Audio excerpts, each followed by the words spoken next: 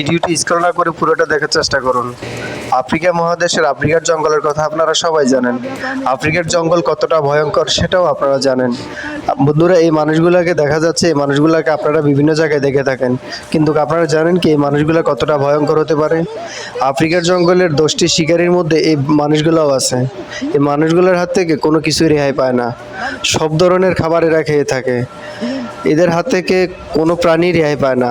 বাঘ, সিংহ আফ্রিকার জঙ্গলের সবচেয়ে ভয়ঙ্কর প্রাণী যদি হয় বাঘ, সিংহ, এদের হাত থেকে বাঘ, সিংহ রেহাই পায় না, এবং কোনো ধরনের সাপ এদের হাত থেকে রেহাই পায় না।